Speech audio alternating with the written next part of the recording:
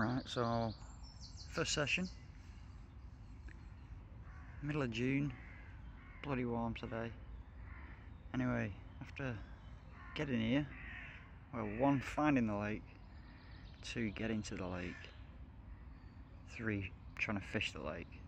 It took since about early May. So I need to give you a bit of info about the lake. I'm obviously not going to give you everything. I'm not going to tell you where it is anyway. But this lake, when I first moved up to this area, I was about 7.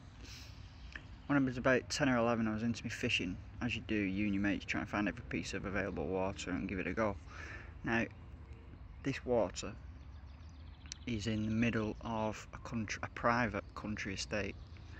There's the big family home, big Victorian place, and then on the area they own, which is probably about 100 acres, there's a spa and a hotel. So it was always private property. There used to be signs up everywhere, no fishing. So when we were kids, obviously, you just came and poached the place. We came and fished it at night, and we fished it in the daytime, kept well hidden. There used to be rangers, so we fished it for a while, a year maybe, but at the time we were that young, we were only fishing for whatever bit. We weren't carp fishermen. You'd never heard of carp fishermen. So we knew there was fish in there, you know, and we were catching all the normal roach, perch type fish, but we used to see the shadows of the carp. Anyway, fast forward 35 years, and I'm back again. Now, over the last 25 years, the people who actually own this place became really good friends with my parents. So it was always quite handy that we got to know them, and you know, every year for the last 17 years at Christmas times when he's drunk, I try and get permission to fish the place, and every year for 17 years he's turned me down flat. No, I don't have anybody fishing it. It's my own private lake. He's not a fisherman, his kids are not fishermen. It's just a private lake in a private house. So it's been out of my mind. Anyway, I've recently moved back to the area and decided to start having a look around. Now, a bit of a bad turn is the guy who owns the place actually died a couple of years ago, and his wife was living here with her 2 children at the big house for a few years, and then now she's moved and she's selling this place. It's such a huge area. It's not like a house sale, it's an estate sale, so it's not going to sell in any time soon. Anyway, I decided to come and have a look around, as I said, start of May, and just to have a look, see if there's anything, you know, I could see anything. Anyway, I started seeing fish, mainly shadows cruising along the top. So I'd say there's probably 20 fish that I've seen, 20 different fish. Now, first I've got to tell you, the way I can see them is because this is probably the shallowest lake I've ever fished in my life. At this end of the lake is about anywhere between 6 and 8 inches deep, and then it comes past the small island and comes down to what we call the deep end, and the deepest place I can find is about 2 foot, 2 and a quarter, 2 and a bit foot. Deepest place I can find, 2 and a bit foot. It's full of silt, so the fish tend to stay in this one sort of, I'd say the lake's 2 and a bit acres, but really if only fishable an acre, if that, is deep enough to fish really. I've seen a lot of different fish. Like I say, I'd say there's not many in here. They're all wildies, and there's probably, from what I've, when climbing trees and looking down on them, probably the biggest one is £15–16. Lots of very small singles, a few small singles, and a few in the £10–12 bracket. Now you might be thinking, what the fuck, who cares, why are you fishing there? But what you've got to understand is, in this world of fishing, it's gone very commercial, as you know. I'm not going to go into all that bollocks. Anyway, I wanted somewhere, I wanted an escape, and this is the place. If I can wangle out some 30-year-old wildies, they look very dark, I'll be very, very happy. As I said, I'm probably the only person to walk this bank for 25 years. It is an impenetrable fucking nightmare. You've got the house over the back of the trees there, so obviously that is on the other side of those trees is their manicured lawn garden to the house.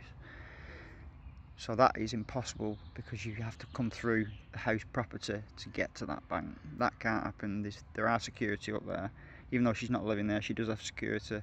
There's also CCTV cameras on the house walls. So that bank's completely out. So that side is actually a dam wall that drops down into the lawned areas of the hotel. So that bank, you can't come from that way. It's also an 8 feet high wall all the way around, completely covered in trees and bushes and thorns and everything. So that is pretty much, you cannot get to the water. The same at the other side, and this bank, I've shown you the little area that I'm fishing in, is the only place you can get to the water and fish. This bank is quite flat, goes right to the water, but it's just impenetrable forest, mangroves type things either side of me. Anyway, it's literally 5 minutes from my house, this place. 5-minute drive. Now to walk here, over the back of the house is just rolling fields, farmers' fields, for about a mile until you hit near my house. So I could drive here to the car park of the hotel in 5 minutes, and it's a bit of a mission to get to it, because this isn't on the hotel grounds, this is in his own private house gardens, so it's not an easy transition to get from one to the other. So what I've had to do is I've had to cart and walk the mile from my house over 6 farmers' fields. Then, because you can't come through the house, I've had to go probably half a mile that way, and then come into this forest right at the bottom, and then cut and battle my way. I've been doing reconnaissance trips just to have a look, see what the fish are like. So I've been making a path. I've brought a little saw down and a little knife, and I've cut myself a very subtle path through it to get here. So I've just carted a little bit of kit, a couple of rods in slings, a rucksack on my back, and the dog. Pretty much that's all I've brought. And it took me, from my house, it's took me to get to where I'm fishing about an hour and a half. It's just jungle warfare. The farmers' fields, because they haven't cut them yet, it's a chest deep. No paths, absolutely no paths. You have to climb 3 privet hedges to get to it. So the way in isn't easy. The good thing is, you can't be seen by anybody from anywhere. The only people who are here are hotel guests and spa guests, but because this is in his private garden, they don't come up here. I can hear them out in the grounds further over, and there's nobody who lives in the house anymore. It's nowhere near a track, any dog walking tracks. The nearest road is, as I said, back to where my house is. So I'm pretty much left alone.